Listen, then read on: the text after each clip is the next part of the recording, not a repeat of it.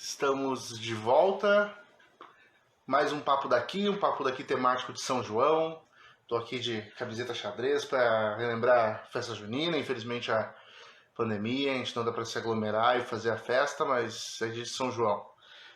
Antes de começar, estamos só aguardando a entrada do Aloísio, que já está entrando na live aqui. Gostaria de agradecer a PB Quadros, que fez os quadros que vão compor o cenário e devem estar na parede nos próximos dias. Sei que estou prometendo, mas em breve vai entrar. Estamos aguardando só o Aloísio, já está entrando na live. E aí, Aloísio, tudo certo? Beleza, Guilherme? Tranquilo? Queria começar te agradecendo por ter topado participar desse bate-papo com o torcedor. Eu que agradeço, Guilherme, o convite. Desculpa aí o atraso aí. Capaz, certo.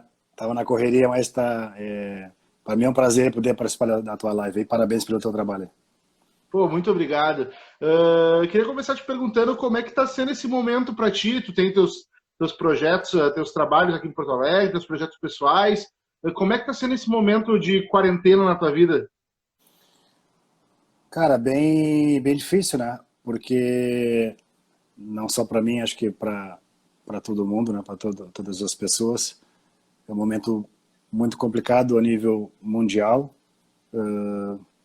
Na verdade, estamos fazendo coisas, né, que nós não estávamos acostumados, né? E talvez nem preparados a fazer, né? Que é ficar em casa sem sair na rua, com receio e medo, né? Desse vírus aí que é fatal e mortal. Mas costumo dizer que somos animais que temos aí essa facilidade de nos adaptar, né? E tem sido assim. Eu trabalho com agenciamento de futebol, tenho mais 4 sócios, né? São três aqui, são mais 3 na verdade, 2 de Porto Alegre e um que mora em Caxias. E pronto, a nossa vida aí realmente nesse momento, nos últimos tempos aí, é só através do celular aí e mensagens, porque a gente está evitando também o contato aí, esperando que essa pandemia aí possa passar brevemente. Aloísio, acredito que deve saber que a maioria das perguntas que chegaram são sobre tuas passagens por Inter, lá no futebol espanhol. Também chegou bastante pergunta do Porto. Mas eu queria fazer numa linha cronológica. Tu começa no Inter, do salto para o time principal ali em 83, na volta de 83. No momento que o Grêmio acabava de conquistar a Libertadores, o Campeonato Mundial. Tinha uma pressão muito grande nos jogadores que estavam chegando. Daqui a pouco sempre teve aquela gangorra de um time querer buscar o outro, o Inter o primeiro campeão brasileiro, o Grêmio é o primeiro da Libertadores. Tu surge com uma pressão da torcida ou daqui a pouco dos dirigentes por ser a recém o Grêmio ter sido campeão? Não, a minha trajetória no Inter, né? Tenho uma formação no Brasil de Pelotas, né? Onde eu joguei, onde eu nasci. E eu vim para o Inter com 18 anos para os juniores ainda, né? Fiz 2 anos de júnior e 5 no profissional. Então, eu sou cria da casa, como se costuma dizer, né? Então, o torcedor foi acompanhando aí a minha trajetória, né? Pelo Inter até chegar no profissional. E eu me profissionalizei com 22 anos. Na verdade, no profissional, que eu consegui me impor em 84, né? Foi o meu primeiro ano como titular. E, obviamente, que o Inter passava por um momento de reformulação, jogadores jovens. A base do Inter do plantel era, vamos dizer assim, talvez 70% do plantel era jogadores da formação, da base do Inter. E, obviamente, que havia uma cobrança grande por fato de o Grêmio estar naquela altura conseguindo um título mundial e uma conquista a nível de currículo, né, espetacular, e para o que representa o Grêmio para o futebol gaúcho brasileiro. Realmente que o Inter como rival sempre quer almejar também o melhor, mas éramos uma equipe jovem, o poder aquisitivo do Inter naquela época não era muito grande para trazer mais jogadores com qualidade, para que a gente pudesse chegar a esse nível, esse patamar, né, de ser campeão brasileiro e disputar uma Libertadores. E o Inter aí, depois de alguns anos aí espetaculares, né, campeão brasileiro, verdade teve um reinício, né, de um ciclo que depois mais tarde veio a dar frutos. No Inter tu fez dupla com dois grandes zagueiros, o Mauro Galvão e o Pinga. E o Pinga acabou se lesionando na carreira dele. Como tu acha que uma lesão dessas tão séria prejudica a carreira de um jogador? Eu sei que não foi contigo, mas foi com o cara que era tua dupla. E como é que era a tua relação com ele? O Pinga teve a infelicidade, né, de ter aquela lesão no Grenal de 86 e infelizmente ele ficou depois algum tempo parado até se recuperar. Era um grande zagueiro. Eu costumo comentar que o Pinga foi dos jogadores que eu joguei, né, sendo colega de posição ali, foi um dos melhores jogadores que eu tive a oportunidade de jogar. Realmente um grande atleta, um grande jogador, uma qualidade acima da média para um zagueiro. Infelizmente teve aquela lesão que impossibilitou, né, dele dar seguimento à sua carreira, até no outro patamar, falando jogando na Europa, né. O que nós soubemos depois é que ele já teria um pré-contrato, né, para o Porto. Na segunda-feira acho que ele viajava para assinar o contrato e teve essa infelicidade, né, naquele Grenal. Ele conseguiu recuperar e jogar num bom nível depois, mas naquela época acho que com 22 ou 21 anos era muito jovem. Infelizmente foi uma lesão muito grave, mas o Pinga foi realmente um dos grandes zagueiros que eu tive a oportunidade de jogar, juntamente com o Mauro Galvão. Tu falou que daquele time do Inter, boa parte daquele time era jovem, né? Jogadores que estavam começando, estavam numa renovação de elenco. E aquele tempo não tinha celular, não tinha rede social, então acho que o jogador tinha uma liberdade maior para daqui a pouco fazer uma festa, não é que nem hoje que aparece um telefone e já tira uma foto. Tem alguma história daquela época engraçada, de bastidor, que tu possa contar, que já tenha caducado, que não vá prejudicar ninguém? Não, costumo dizer que todo mundo tem uma história, né? Eu, nesse sentido, assim, não, e estou sendo sincero, naquela fase de solteiro, de jovem, né? A gente tem aí, é reconhecida, né, por jogar num grande clube, uma cidade como Porto Alegre, onde ela é grande, ao mesmo tempo ela é pequena, onde tu vai, as pessoas te conhecem, né? Então tem que ter esse cuidado e quem quisesse fazer essa festinha tem que ser, na verdade, assim, bem cuidadoso nesse sentido. Mas eu era tranquilo, era bem tranquilo nesse sentido, assim, comigo não tive nunca um problema de sair na noite ou de ter algum caso de um incidente. Felizmente eu era bem regrado nesse sentido e cuidava bastante da minha imagem e saía quando tinha uma folga, mas nunca assim, da minha parte, né? Lógico que tem histórias, né? Mas da minha parte eu posso dizer que eu era um rapaz bem comportado. Tu também fez parte daquela seleção brasileira de 88, que foi medalha de prata na Olimpíada, que tinha o Tafarel, tinha o Romário. Como é que foi aquela Olimpíada? Como é que foi aquela experiência para ti na seleção? Para mim foi um grande marco, né? Porque na verdade a seleção brasileira para mim sempre, ela desde cedo esteve presente, né? Eu representei o Brasil com 16 para 17 anos, seleção juvenil. Pois em 83 participei na seleção que foi campeã sul-americana e no mesmo ano campeã mundial. Tínhamos realmente uma grande seleção, que é aquela da geração Jorginho, Mauricinho, Giovani, Bebeto, Adalberto, Paulinho. Realmente um grande elenco e grandes jogadores, e o treinador era o Jair Pereira, onde nós conseguimos conquistar 2 títulos no mesmo ano, né, e os 2 frente à eterna rival que era a Argentina, sul-americano na Bolívia, depois o Mundial no México, que também nós enfrentamos no final a Argentina e ganhamos as 2 finais. E realmente foi um feito assim grande para o Brasil, né, para a seleção de sub-18 naquela época, sub-19, e marcou na história da mente do futebol e na nossa história pelo fato de sermos campeões mundiais diante da seleção da Argentina. A seleção olímpica. Eu tinha sido convocado em 84, né? Deve lembrar, não sei se lembra, tu é jovem. O Inter foi a base da seleção brasileira em 84, né? Na França. E onde ficou também em segundo lugar, né? Aliás, em Los Angeles, né? Desculpa, em 84. Eu fiz parte daquele plantel, mas depois eu fui cortado, né? Não cheguei a viajar com o plantel. E na época tinha o Mauro Galvão, tinha o Pinga, né? Que se destacou, né? Naquelas Olimpíadas. E somente fiz parte do plantel. 4 anos depois eu participei e fui titular e consegui também fazer com que o Brasil ganhasse uma medalha frente à União Soviética. Queria te perguntar, tu jogou tu disse todas as seleções de base, mas na seleção principal tu acabou não ganhando muitas oportunidades, não tem, por exemplo, não jogou a Copa do Mundo. Por que tu acha que isso aconteceu, assim, que a concorrência era muito grande? Porque tem uma explicação? O que tu acha que aconteceu? Porque tu era um baita... O meu pai, que é um cara um pouco mais velho, fala que tu foi um dos zagueiros mais técnicos que ele viu jogar. E por que tu acha que tu não conseguiu ter essa sequência da seleção? Então, anos 80 era bem... Era complicado que eu digo, né? No Brasil, né?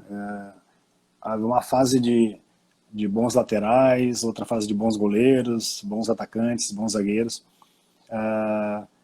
E o Brasil tinha realmente grandes jogadores que jogavam em grandes clubes e já tinham ido à seleção. Eu jogava no Inter e me notabilizei, né? E tentei ganhar meu espaço aí na seleção olímpica, mas já tinha participado em alguns jogos amistosos na seleção principal com o Carlos Alberto Silva, mas infelizmente não consegui disputar nenhum mundial, até mesmo uma Copa América não tive a felicidade de vestir a camisa do Brasil nessas competições que era o que ficou no meu currículo, né, por não conseguir. Mas tinha Moser, tinha Júlio César, tinha o Ricardo Rocha, Ricardo Gomes. Era muito difícil, o Mauro Galvão, tinha muitos grandes jogadores zagueiros, né, na época, e na verdade a competitividade era muito grande, né. E eu em 90, Mundial de 90 na Itália, que era o Lazzaroni, o treinador, eu já estava no Barcelona, fiquei naquela uma pré-lista, né, pré-convocatória, né, uma lista na verdade, né, e tipo, se machucasse o 3 ou 4, aí seria eu a ser o substituído, né, porque o substituto, né, pelo fato de estar constando na lista. Mas guardo as boas lembranças da seleção, principalmente a conquista em Seul aí essa prata, né? E realmente conseguir jogar com grandes jogadores e conseguir colocar no meu currículo aí também experiências espetaculares, né? Com jogadores do nível que tem a seleção brasileira e conhecer também pessoas espetaculares. Antes um pouco da Olimpíada, tu sai do Inter e vai para o Barcelona, que é um dos maiores times do mundo. Como é que surge essa proposta do Barcelona e como é que foi jogar lá aqueles 2 anos? O Barcelona foi realmente o grande passo da minha carreira, né? A nível profissional, porque eu já estava numa fase entre os 24 e 25 anos. Já era titular do Inter desde os 22, 21, 22, e já estava sendo observado, na verdade, para alguns clubes da Europa, né? Entretanto, numa fase da seleção olímpica, de convocatórios, jogos amistosos, eu já estava sendo observado, obviamente que não sabia.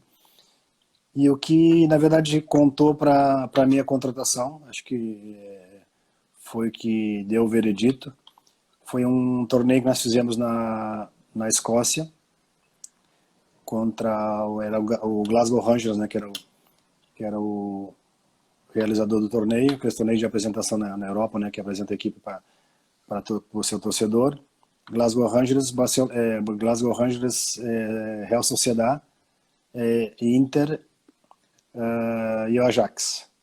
Ajax do Cruyff naquela época, com grandes jogadores.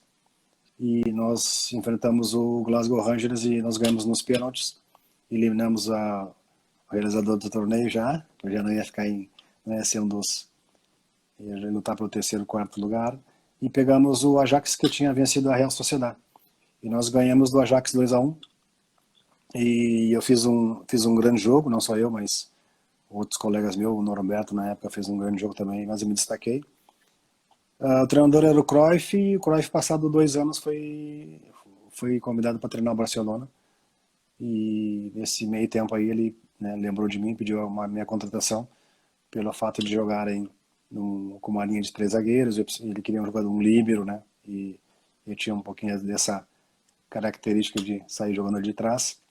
E passados 2 anos, né, eu entretanto estava na seleção, e quando eu já estava disputando as Olimpíadas, já era jogador do Barcelona. Tanto é que acabou o torneio, eu fui direto para Barcelona. Realmente foi um grande passo da minha carreira. E quando eu soube, né, que através dos diretores do Inter, porque eu não tinha empresário naquela época, que eu estava sendo vendido do Barcelona, realmente foi um sonho, né? Não esperava tão grande clube como o Barcelona.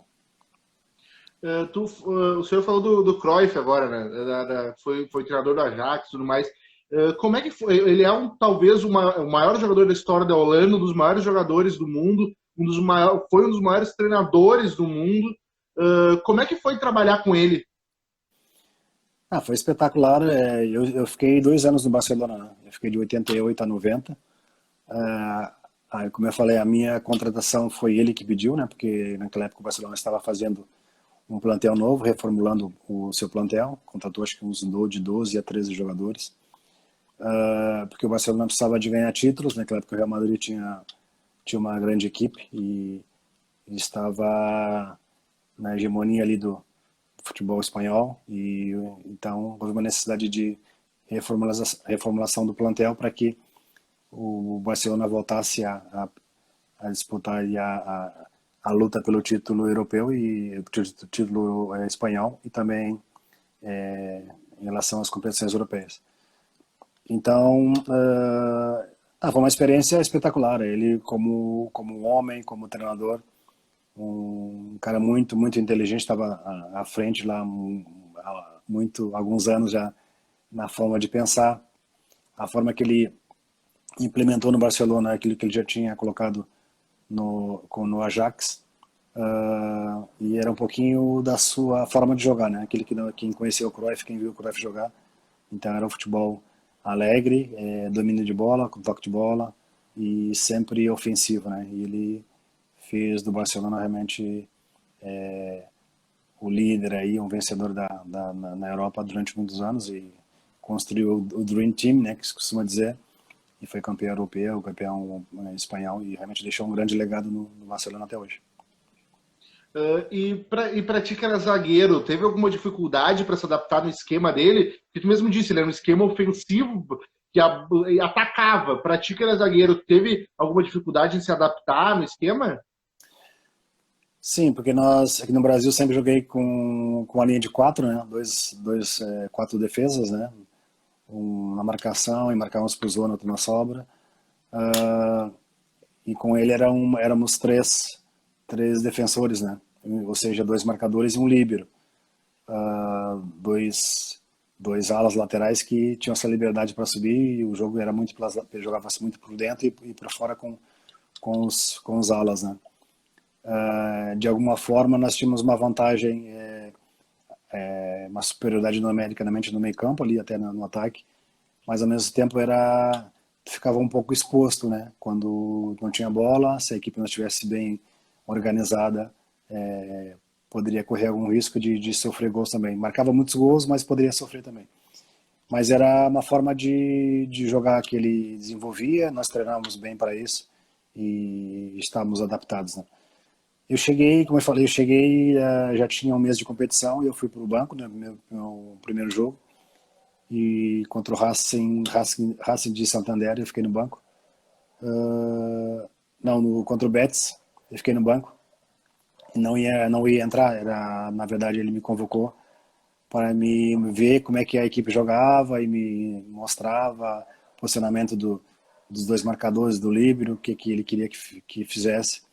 Então era mais ou menos isso para me orientar, para me olhar.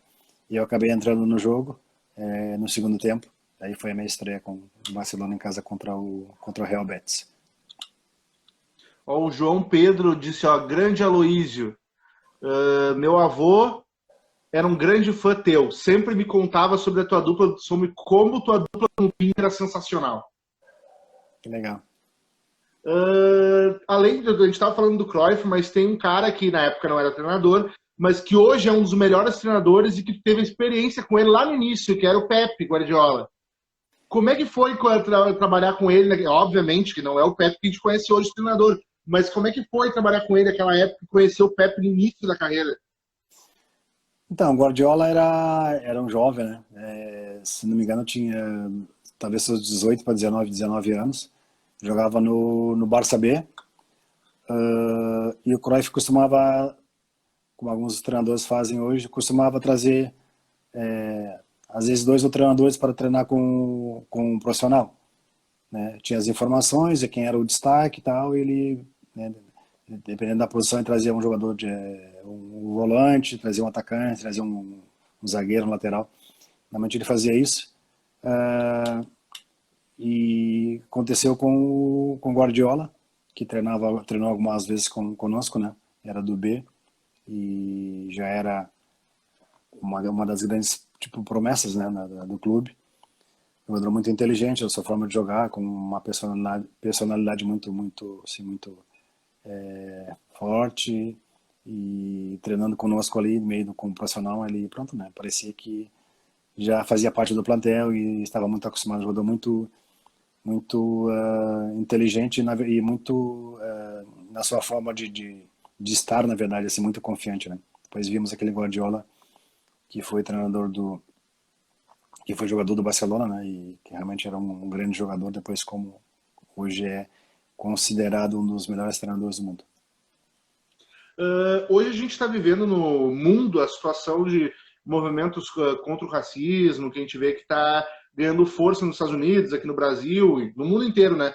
E lá nos anos 90, no final dos anos 80, tu foi o primeiro capitão negro da história do Barcelona. Tu tem compreensão do tamanho e da importância que aquele momento tem para a luta contra o racismo e como um símbolo naquele momento no futebol da Espanha? Não, naquela época eu não fazia, não tinha essa noção, na verdade, né? Sabendo sim que eu era que era o único jogador negro no plantel e talvez no futebol espanhol naquela época eu não lembro, não tinha muitos jogadores negros, né? E um tempo que na verdade só podiam ser inscritos 3 jogadores, né, estrangeiros, na verdade naquela época havia um limite, né? E eu era um deles. E depois o fato de ser escolhido para ser o capitão do time no jogo da do Rei, Taça da Espanha contra o Racing Santander, onde o treinador me deu a abraçadeira de capitão. E para mim foi algo muito especial, porque além de estrangeiro, além de negro,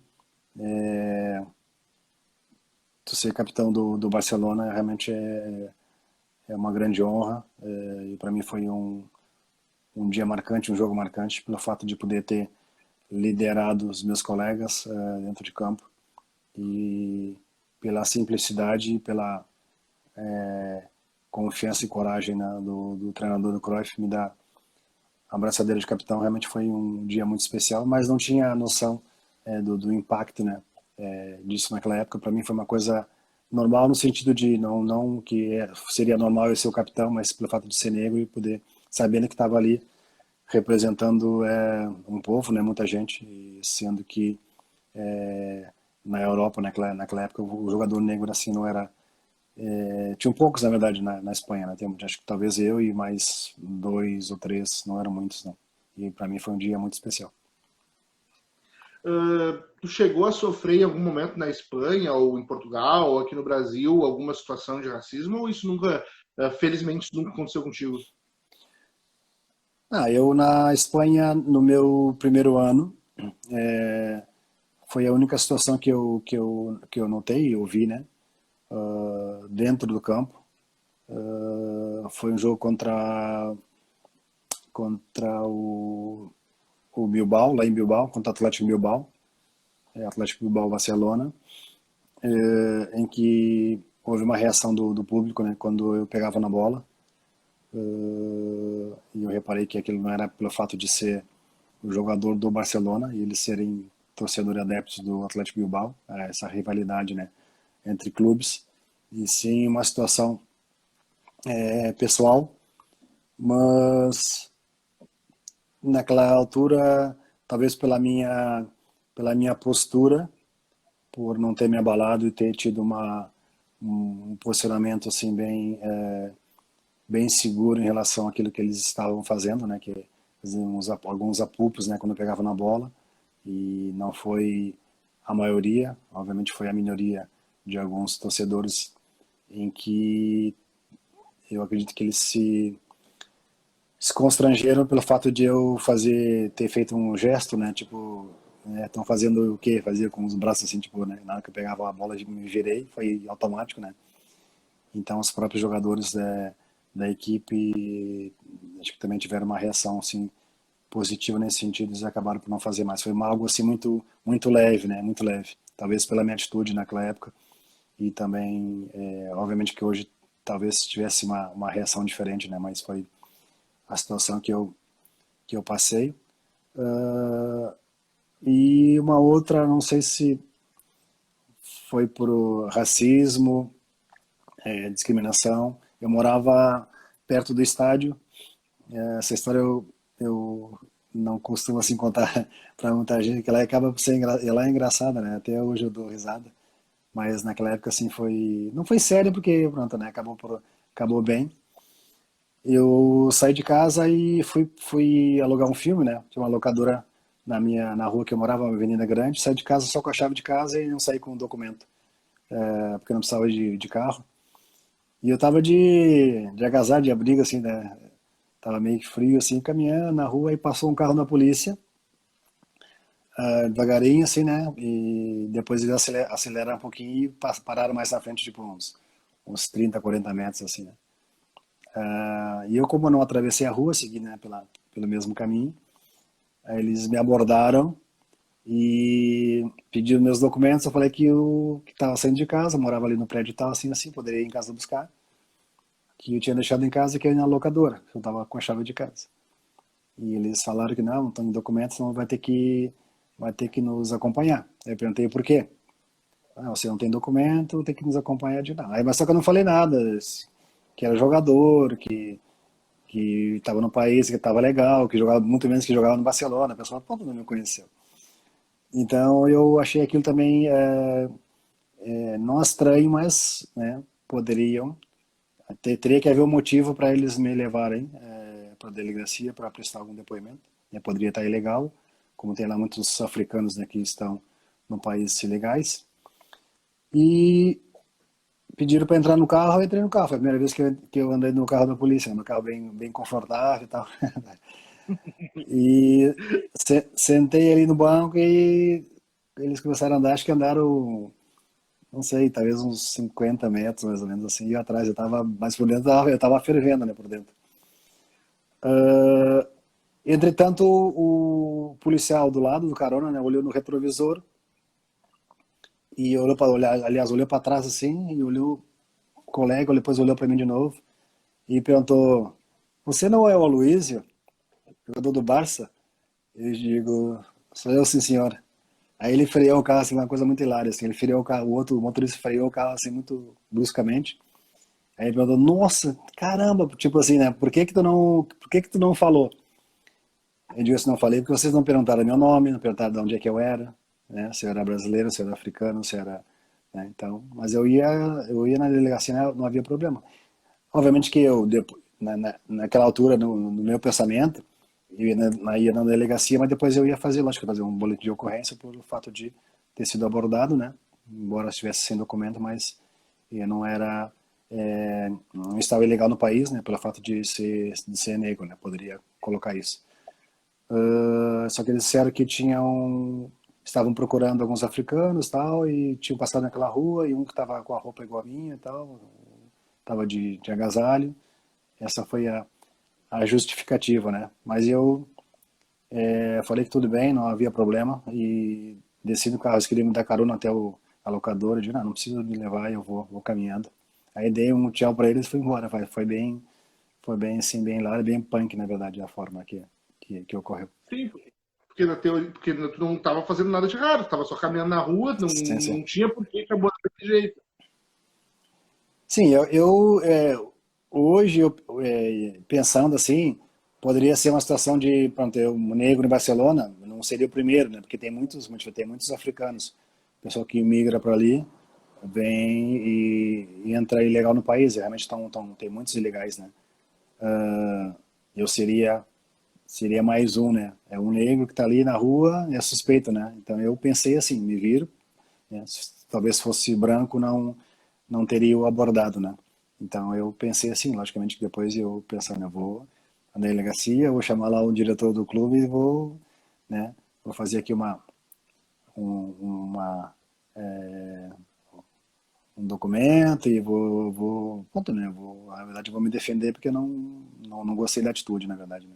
A atitude racista ou até mesmo xenófoba, né, por parte dos policiais. Não foram nada violentos nem agressivos, foi só que, pronto, eu não vi bem aquela situação, não poderia me negar porque não tinha documento, não ia fazer, não ia me negar a entrar no carro, né? Então eu fui numa boa, mas depois eu ia querer com certeza explicações. Em Portugal, Depois... em Opa, desculpa, Portugal, pode terminar. né? Guilherme, em Portugal eu joguei lá 11 anos, né? 10 anos no Porto, depois fiquei como treinador.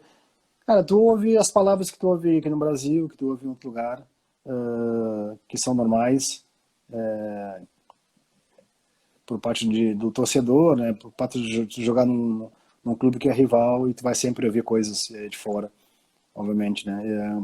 Mas eu não lembro de alguma coisa assim muito mais agressiva, né? E muito menos no meu dia a dia na rua, como em Barcelona foi só esse episódio.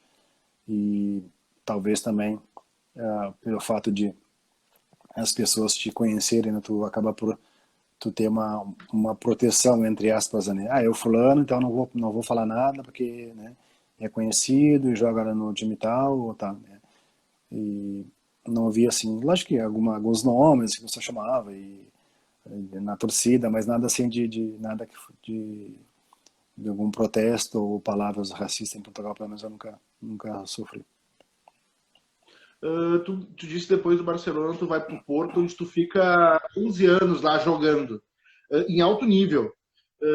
Como é que... Por que tu ficou tanto tempo? De onde é que veio essa identificação tão grande com o Porto? Pois é, cara, até hoje eu me pergunto, ficar tanto tempo num clube, né, no país, né, no país não seja no clube, né, eu saí do Barcelona, eu queria 3 anos de contrato, né, porque meu objetivo não era ir para Portugal. Eu queria ir para um futebol com, com um patamar acima. E naquela época a Liga Portuguesa não era uma liga tão vista, tinha os 3 grandes clubes, mas eu queria para a Itália, eu queria para o Itália ou França, até a Inglaterra nem pensava, né? Mas eu gostaria de ter jogado na Itália ou na França. Quando eu soube que não ia ficar mais no Barcelona, houve a possibilidade de eu ir para o Montpellier na época, emprestado, porque o Montpellier ia jogar a Taça da França, então no ano a seguir eles iam disputar a Taça UEFA, que para mim era importante, que era uma vitrine. Então eu iria emprestado. Eu cheguei a Montpellier, falei com o presidente, mas depois o clube foi lá e o Barcelona acabou por pedir muito dinheiro para o meu passe, e o clube era um clube pequeno, acabei por não ficar no Montpellier. Aí apareceu o Porto, mas eu não queria ir para Portugal. Então como eu tinha 2 anos de contrato ainda, eu tava tranquilo, né? Digo, eu vou pro Brasil, eu vou pensar aí no que eu vou fazer, e depois eu vou fazer a opção, né? E o presidente do Porto foi lá 2 vezes, na primeira vez não deu, e depois foi mais uma vez, acabamos por acertar. E eu fiz a opção do Porto, por ser um time grande. Também, quando eu fui, estava reformulando o plantel, ia fazer uma equipe nova. O treinador que tinha sido campeão europeu em 87, o Arthur Jorge, estava na França, voltou também. Então havia ali possibilidade de dar seguimento à minha carreira e ganhar títulos, né, que para mim era importante, e ter uma estabilidade, né, a nível de contrato e família, e um país que falava a mesma língua. Tinha alguns brasileiros em outros clubes que eu já conhecia, já tinha jogado, e isso também facilitou um pouquinho, né. Houve a possibilidade do meu primeiro ano de ter ido para a Itália, mas era o Gênova, né. Só que o Cruyff, pronto, não, era meu primeiro ano de clube, ele não quis me liberar. Por isso que eu fiquei mais uma temporada e acabei indo pro Porto.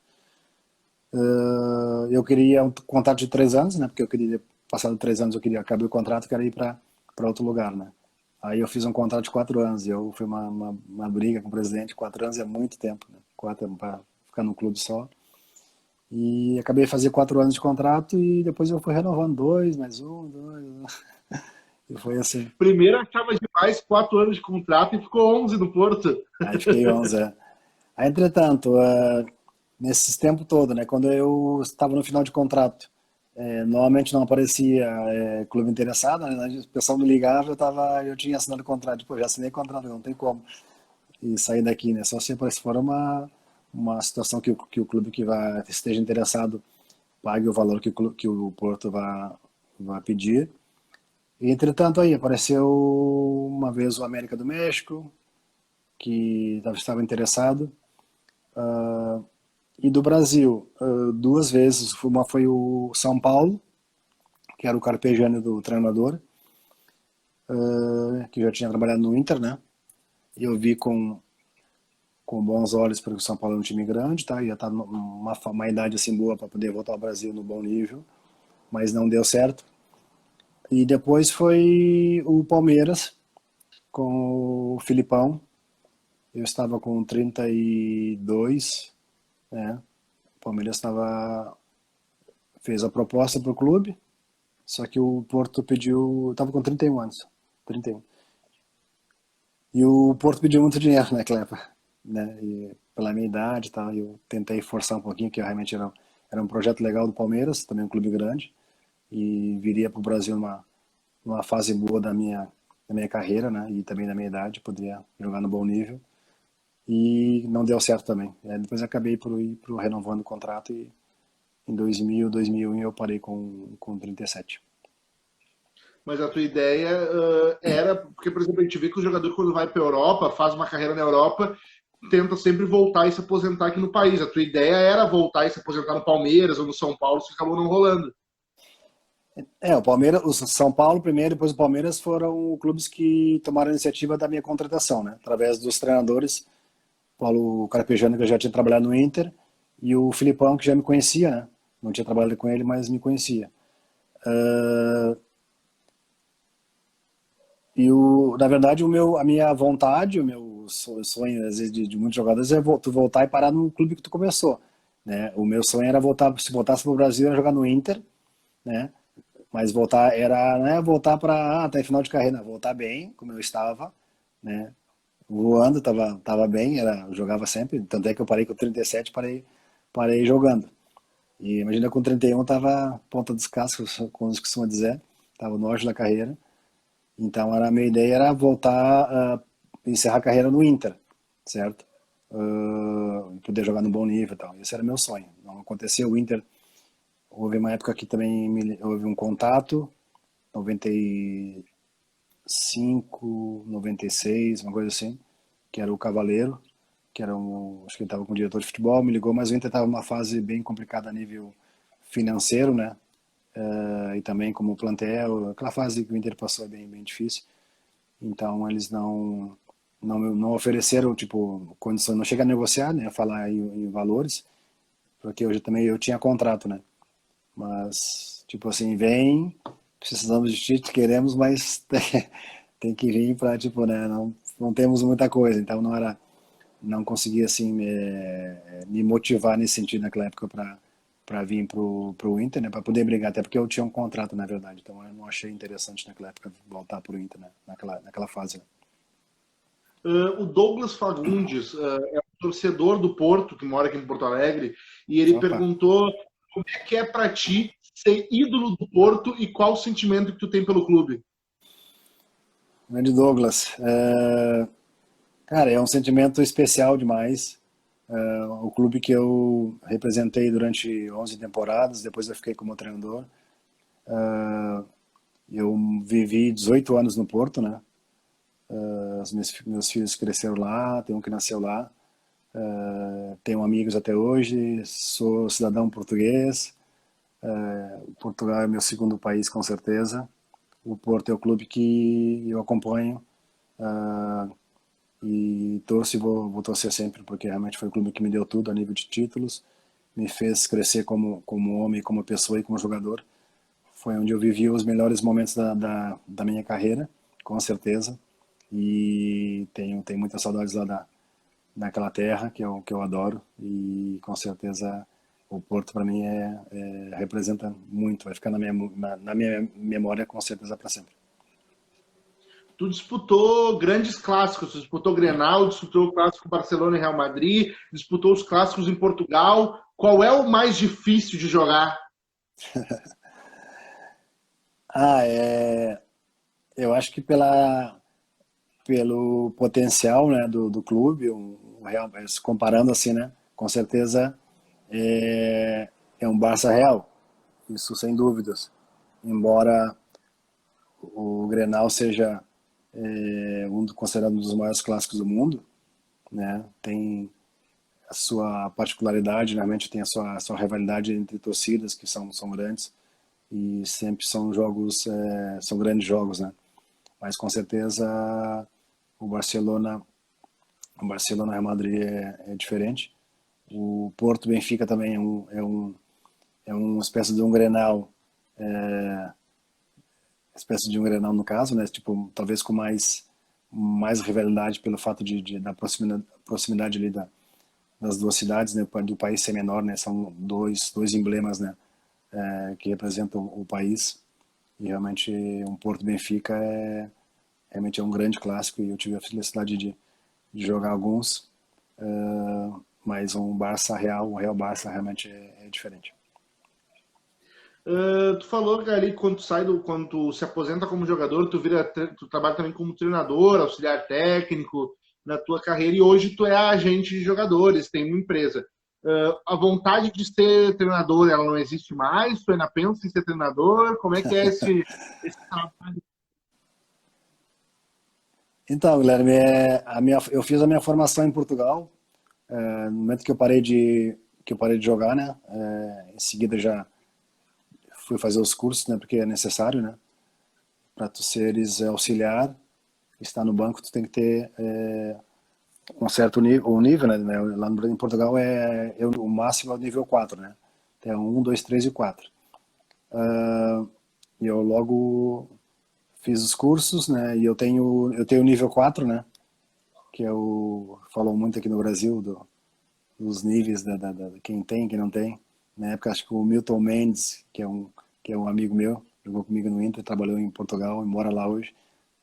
Treinou o Vasco, treinou várias equipes aqui no Brasil. Ele mora em Portugal, ele tem o nível 4, né? O mesmo nível que eu tenho. Até na época ele falou, eu sou um dos poucos que tem o nível 4. Eu, como não estou treinando, não posso dizer também, mas eu tenho o nível 4. O EFA Pro, então eu posso treinar qualquer time, time de qualquer país ou seleção de seja qual ela. Então o Porto me deu também essa oportunidade de poder trabalhar como treinador auxiliar, né? E depois eu treinei o time B durante uma temporada em 2006, né? Depois foi onde eu me desliguei do clube, houve algumas mudanças e eu também queria dar continuidade à minha carreira como treinador principal e acabei por depois treinar mais um time lá da Série C até voltar para o Brasil em 2008. Mas tu fez uma pergunta, eu realmente eu gosto muito do trabalho do campo, na parte técnica. Gosto muito de fazer o treino, coisas que eu já fiz, né, bastante. Estou há algum tempo sem fazer. mas é algo que ainda me atrai bastante, né? Que mexe aqui comigo. E o pessoal me pergunta, quando é que vai treinar? Quando é que vai treinar? Voltar a treinar? Já faz algum tempo, mas é uma das coisas que me move, sim. Eu trabalho, né? E eu falo com o dono da empresa, no caso, que é o Morel, que é o fundador da empresa, que é a 433. E eu falei, cara, tem um bichinho aqui para ir pro campo, para treinar. O agenciamento é legal, é uma outra forma de tu estar no futebol, mas, cara, eu gosto do treino, eu gosto do cheirinho da grama, e de comandar, e de coordenar aqui, fazer treino, tá? É muito bom.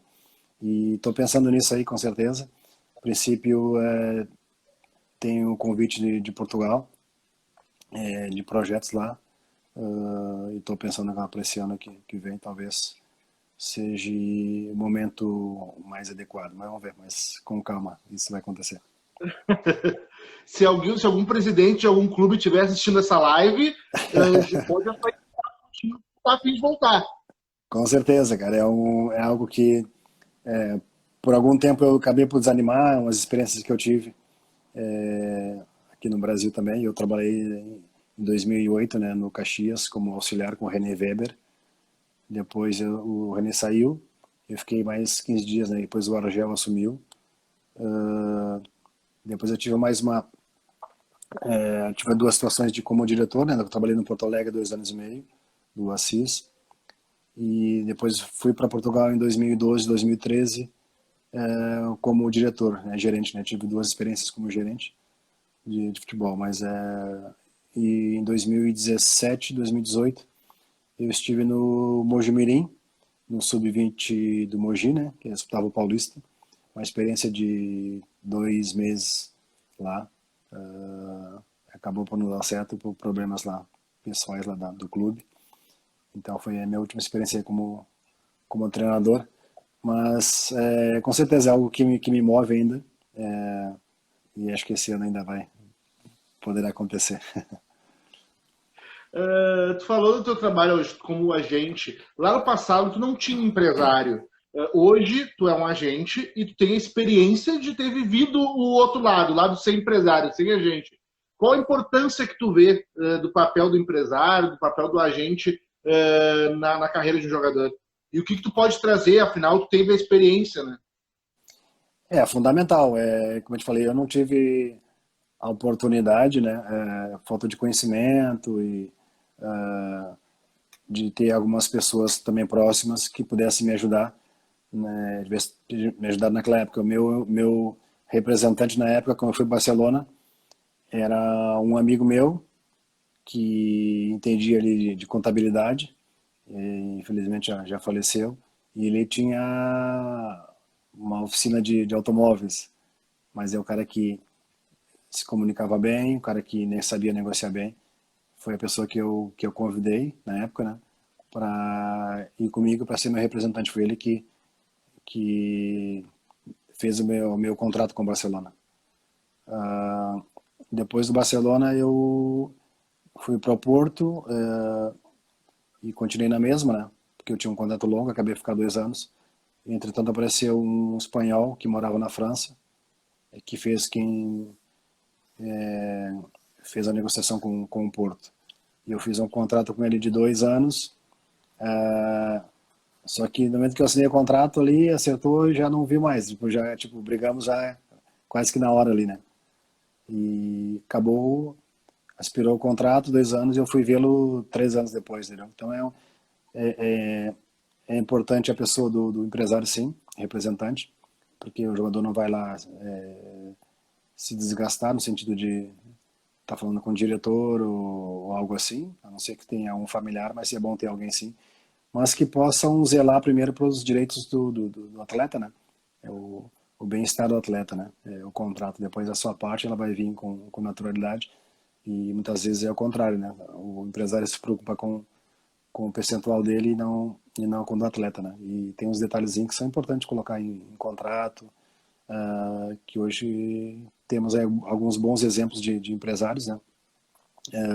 Que conseguem fazer isso muito bem, e infelizmente tem muitos que na verdade não representam, né, a 100% o seu atleta, e tem aí muitos problemas, muitas queixas, muitas trocas de empresários, né? Os jogadores trocam os empresários porque as pessoas não acabam por não corresponder e não apoiar como deveria ser. Aloysio, a gente já está há quase 50 minutos conversando e Nossa, antes passa da rápido. gente encerrar, passa rápido, relembrando a história, passa rápido. Né? Antes da gente encerrar, eu queria saber se eu podia fazer um bate-bola contigo rapidinho, pode ser? Pode. Qual é o teu ídolo no futebol? Meu ídolo? Acho que foi Pelé. Pelé pelo fato de representar uma geração, uma nação, né? Pelo aquilo que ele conseguiu tão cedo assim, né? Tão cedo na carreira, com 16 anos, e o que ele representa até hoje, né? Pelo esse mundo afora do futebol. Né? O melhor momento da tua carreira?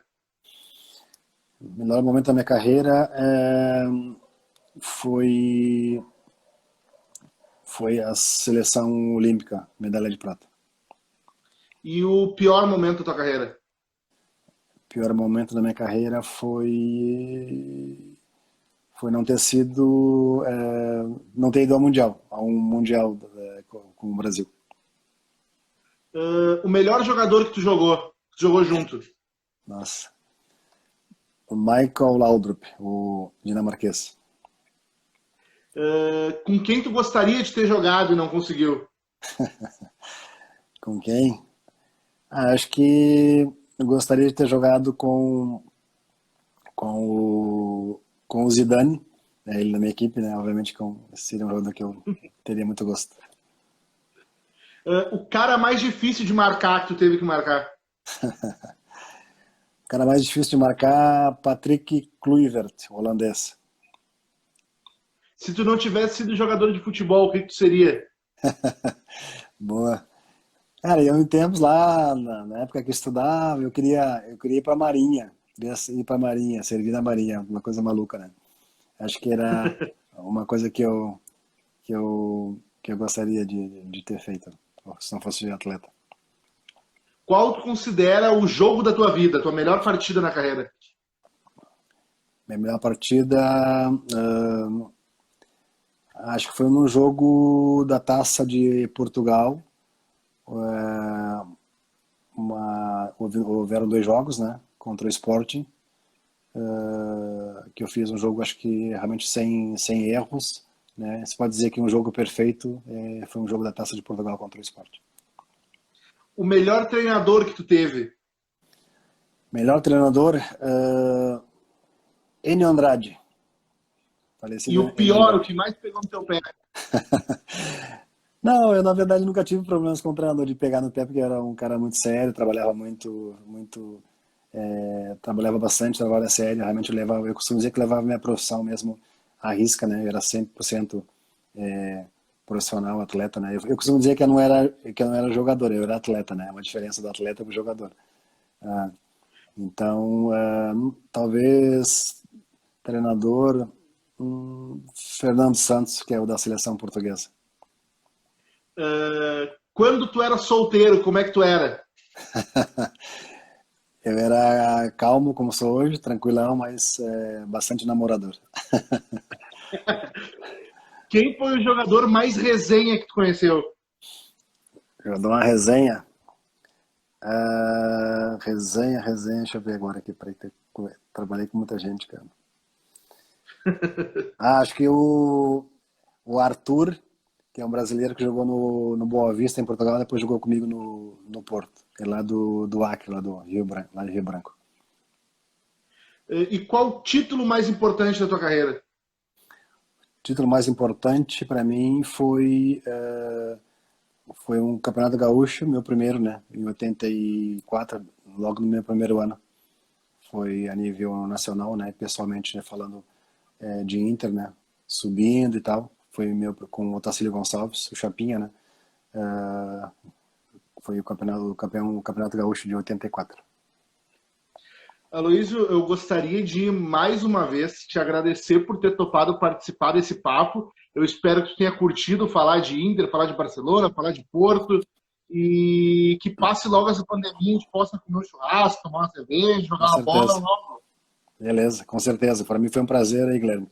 E estou sempre aí disponível para precisar e vamos estar juntos aí em breve, se Deus quiser. Valeu, Aloysio. Até mais. Obrigadão, um abraço aí. Abraço. Tchau, tchau. Falou, falou.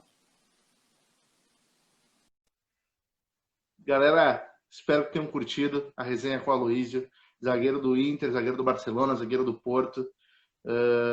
Termina mais um papo daqui. A gente se encontra na semana que vem com mais uma resenha, com mais um jogador que passou pelo Grêmio ou pelo Inter.